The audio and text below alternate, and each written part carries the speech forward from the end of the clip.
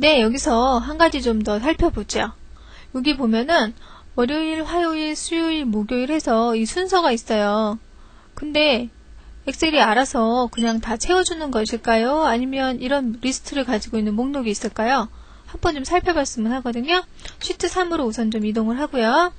한번 살펴보죠. 도구 메뉴 보이시죠? 도구, 여기 보시면 옵션 메뉴가 있습니다. 옵션.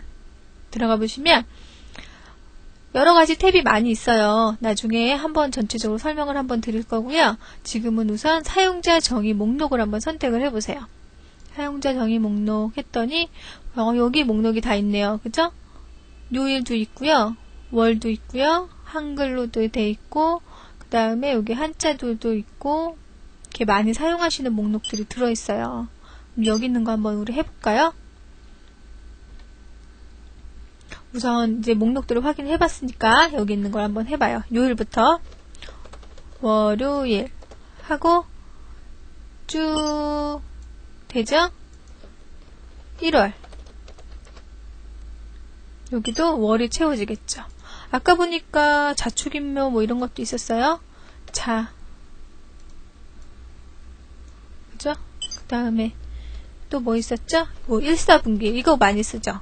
서류상에서는 많이 쓰거든요. 이런 것도 있었고요. 그 다음에 영문자 Sunday 하면 이렇게 요일도 채워지고요. 이런 게 다 돼요. 그러면 여기에 있는 목록만 사용을 할 수 있는 걸까요? 그건 아니죠. 사용자 정의 목록이었어요. 사용자가 필요에 따라서 어떤 목록을 더 추가할 수도 있고 수정할 수도 있고 삭제할 수도 있다는 얘기거든요. 그러면 우리 한번 목록을 좀 추가해 볼까요? 보시면은 가장 많이 사용하시는 목록이 보통 이렇게 저 같은 경우 얘를 부서를 많이 들거든요. 한번 해볼게요. 총무과 여기서 입력을 하셔도 되고 위에서 하셔도 되는데 우선은 리스트가 이런 리스트가 있다고 생각을 하시는 거예요. 총무과 그 다음에 무슨 과가 있을까요? 관리과도 있죠. 격리과도 있죠. 전산과도 있죠. 그 다음에 영업과도 있죠. 영업과 그 다음에 또 뭐 있을까요? 이렇게만 한번 해볼까요? 먼저 이렇게 과 이름이 있는데 항상 이 순서대로 써요. 뭐든지 보고서를 작성을 할 때나 통계를 할 때나 그렇죠. 그러면은 총무과 다음에 관리과, 관리과 다음에 격리과 이 순서가 항상 정해진 상태에서 리스트가 나왔으면 좋겠단 말이에요. 그러면 어떻게 하냐면 이거를 사용자 정의 목록에 저장을 해 놓는 거예요. 도구 옵션 사용자 정의 목록 나와있죠? 선택하시고 목록을 가져올 범위 해가지고 가져올 수가 있어요. 여기를 클릭하신 다음에 그 범위만큼만 쭉 드래그를 해요. 그 다음에 여기서 단추를 누르시면 이제 왔어요. 셀 주소가 왔거든요. 가져오기 하시면 이렇게 왔어요. 총무과, 관리과, 격리과 하면 항상 이게 나오게 되는 거예요. 그러면 이제 여기에서 실험을 한번 해봐야 되겠죠? 정말 되나? 총무과 드래그 쭉 관리과, 격리과, 전산과, 영업과, 다시 총무과, 관리과 그죠? 이렇게 나오면은 한 번만 사용하시면 다음에 계속 그 밑에 리스트들은 계속 사용을 하실 수가 있어요. 그러면 수정할 때도 있어야 되겠죠? 수정 한번 해볼게요. 도구 옵션 들어가셔가지고 맨 밑에 보면 우리가 추가한 목록이 있어요. 그러면 오른쪽에 목록이 표시가 되죠.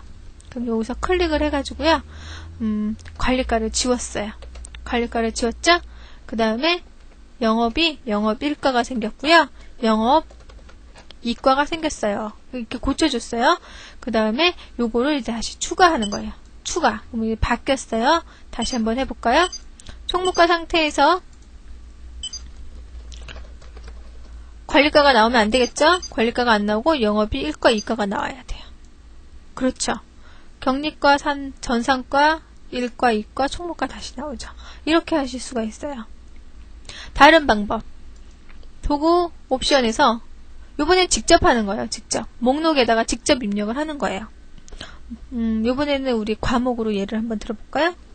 우리 보통 과목 순서가 어떻게 되죠? 뭐 국어, 영어, 엔터 치면 그게 한 항목이 되는 거예요.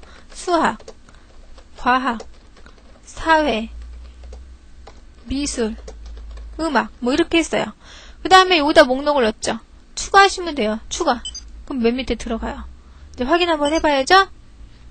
과목 처음에 국어 먼저 넣었었죠. 국어 다음에 아래로 쭉 채우게 하겠습니다. 우리 사용했던 그 목록이 그대로 나타나죠. 이렇게 해서 사용자가 많이 사용하는 목록을 추가하실 수가 있어요.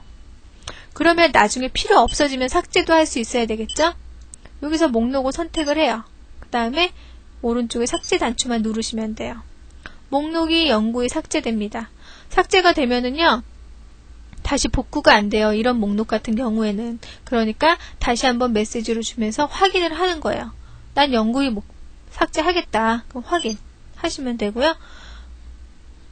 다음에 또 필요하신 목록 있으면 여기다 직접 입력하셔도 되고, 워크시트에 그 목록이 그대로 있으면 목록 가져올 범위를 사용을 해서 가져오시면 되는 거고요. 이렇게 해서 사용자 정의 목록을 정의해 놓고 사용을 하면 데이터를 채우실 때 편하게 채우실 수가 있습니다. 이런 방법이 있다는 걸 알고 지나가셨으면 좋겠네요.